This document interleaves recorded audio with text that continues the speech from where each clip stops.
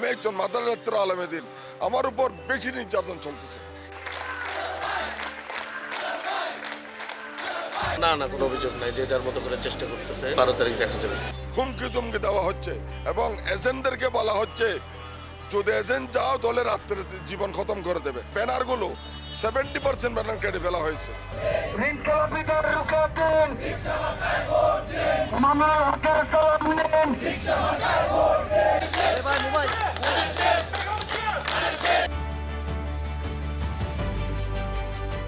আসন্ন ত্রয়োদশ জাতীয় সংসদ নির্বাচনের বাকি মাত্র আর 3 দিন। এর মধ্যে প্রচারণায় খুব বেশি ব্যস্ত সময় পার করছেন বিভিন্ন আসনের প্রার্থীরা। আজ আমরা এসেছি চট্টগ্রাম 5 আসন, হাটহাজারী এবং বাইজিত অংশে। এখান থেকে জানাবো প্রার্থীদের যে প্রতিশ্রুতি আছে সেসব কথা এবং এই এলাকার জনগণ কি ধরনের নেতৃত্ব চাই বা এলাকার জন্য কি ধরনের উন্নয়ন চাই সেটি জানানোর জন্য আজকে সারাদিন আছি হাটহাজারী এবং বাইজিত এলাকায়। দর্শক, আমরা এই মুহূর্তে কথা বলবো এই আসনের বাংলাদেশ জাতীয়তাবাদী দল বিএনপি মনোনীত প্রার্থী মীর মোহাম্মদ হেলাল উদ্দিনের সাথে। তবে একটা কথা বলে রাখি, ওনার যিনি বাবা তিনিও প্রবীণ একজন রাজনীতিবিদ, মীর মোহাম্মদ নাসির উদ্দিনের ছেলে। আমরা ওনার কাছ থেকে জানতে চাইবো তিনি এই এলাকাবাসীর জন্য কি সব প্রতিশ্রুতি দিচ্ছেন। আমরা কোনো প্রতিশ্রুতি দিচ্ছি না, আমরা যে কাজ করব, আমরা কাজের একটি পরিকল্পনা দিয়েছি এবং পরিকল্পনা কিভাবে বাস্তবায়ন করব সেটি দিয়েছি। এটা আমরা তো এখানে নতুন ইলেকশনমুখী কাজ করছি না, আমরা 17 বছর ধরে কাজ করছি, আমরা জানি কোথায় কী সুবিধা অসুবিধা আছে। আমরা মূলত জীবনযাত্রার মান উন্নয়নের লক্ষ্যে আমরা কাজ করে যাচ্ছি। ইনশাল্লাহ 12 তারিখ নির্বাচিত হলে আমরা যে পরিকল্পনাগুলো দিয়েছি এগুলো আমরা বাস্তবায়নের চেষ্টা করবো ইনশাল্লাহ। আপনার বাবা একজন প্রবীণ রাজনীতিবিদ, আপনার বাবার কি স্মৃতি বা ঐতিহ্য ধরে রাখবেন আপনি কোন একটা? আমার আব্বা সবসময় এই এলাকার মানুষকে ভালোবেসেছেন, কর্মসংস্থানের ব্যবস্থা করে দিয়েছেন। এখানে নির্বাচিত না হওয়া সত্ত্বেও উনি কোনো সময় এখান থেকে নির্বাচন করেননি, তার সত্ত্বেও কিন্তু উনি এখানে অনেক রাস্তাঘাট করে দিয়েছেন, মন্ত্রিমন্ত্রী করে দিয়েছেন, মূলত জনসেবা করেছেন, হাটহাজারী মানুষকে ভালোবেসেছেন। এটাই আমি ওনার থেকে দেখেছি এবং ইনশাল্লাহ এই পথে আমরা হাঁটছি। আপনার প্রতিদ্বন্দ্বীদের প্রতি অভিযোগ আছে কিনা? না না, কোনো অভিযোগ নাই, যে যার মতো করে চেষ্টা করতেছে ভোটারদেরকে কথা বলার জন্য। উৎসবমুখর পরিবেশে ভোট হচ্ছে, 12 তারিখ দেখা যাবে। আপনার আশাবাদী কতটুকু আপনি নির্বাচন? 100% নির্বাচিত হবে ইনশাল্লাহ।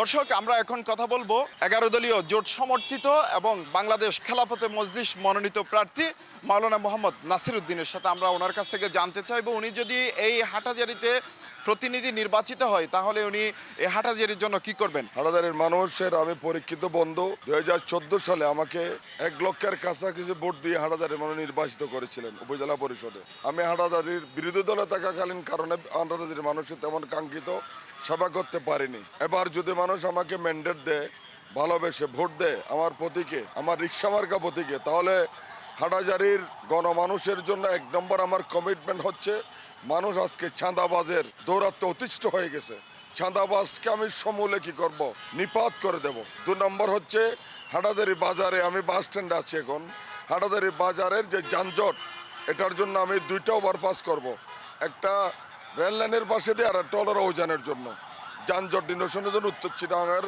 খাগড়াছড়ির মানিকছড়ির জন্য।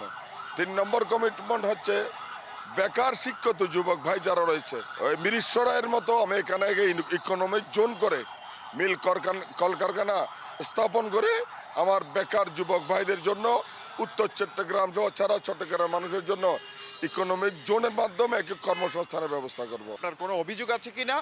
এখন সবচেয়ে বড় অভিযোগ হচ্ছে নিরপেক্ষ কিছু সহকারী প্রিসাইডিংকে বাদ দেওয়া হচ্ছে।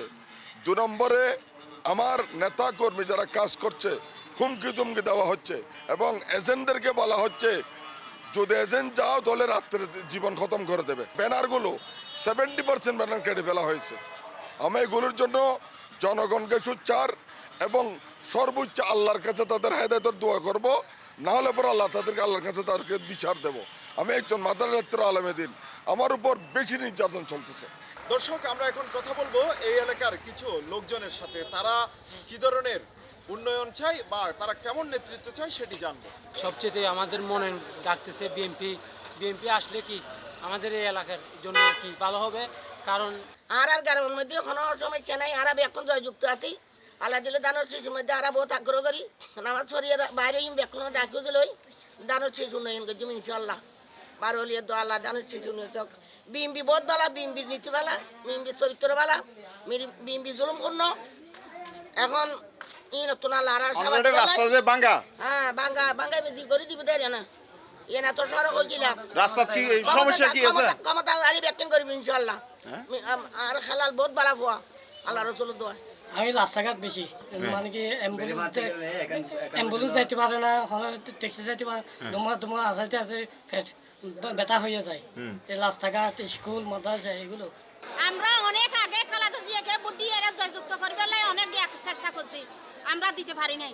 এই যেতে নির্বাচন আসে আমরা খালাদা জিয়াকে ভোট দিয়ে জয়যুক্ত করি, আমরা সবাইকে কিনা থেকে মুক্ত করবো। আপনার এলাকায় কি ধরনের উন্নয়ন চান? আমরা জয়যুক্ত করতে চাই। কি উন্নয়ন কি চান আপনি? রাস্তাঘাট সবাই বিয়াকিন মানে করতে চাই। গদুয়ার আমরা তো খালা নদী ভাঙ্গা মানুষ, আমরা অসহায়। জনতা জনাব দেশটার মেহরাল ভাই, তিনি একজন সৃজনশীল নেতা, ওনার মধ্যে সব গুণাবলী রয়েছে। ইনশাল্লাহ আশা রাখি চট্টগ্রাম 5 আসনে বাংলাদেশের সবথেকে যেতগুলো আসন আছে 300টা আসনের মধ্যে আমরা আশাবাদী এই চট্টগ্রাম 5 আসনে হাজারিতে বাইরে কাঞ্চিক সহ ওখানে সর্বোচ্চ উন্নয়ন হবে। যে থাক না কেন সমাজের জন্য, মানে কল্যাণের জন্য, যে কোনো কিছুর জন্য রাজনীতিতে আছে যখন, এখন হেলাল ভাই আছে আমাদের মাঝে মাঝে। যদি বুট হয় হেলাল ভাই যদি নির্বাচিতভাবে হয়ে থাকে তাহলে মনে করো দেশের জন্য, এখানের জন্য আমরা মনে করি কিছু করবে, মানে আমাদের হাঁটাদারির জন্য। দর্শক, এতক্ষণ পর্যন্ত জানাচ্ছিলাম চট্টগ্রাম 5 আসন হাটহাজারী এবং বাইশ অংশ থেকে। এতক্ষণ পর্যন্ত যেসব এই এলাকায় প্রার্থী আছে তাদের প্রতিশ্রুতির কথা জানিয়েছি এবং এলাকাবাসী কি চাই সেসব জানিয়েছি। এখানকার এলাকাবাসী এখন দেখার অপেক্ষায় আছে প্রার্থীরা যেসব প্রতিশ্রুতি দিচ্ছেন বা যেসব তারা দাবি করছেন সেগুলো রক্ষা করতে পারবেন কিনা। চট্টগ্রামের হাটহাজারী থেকে হুসাইন আব্বাস, সিটিজি পোস্ট।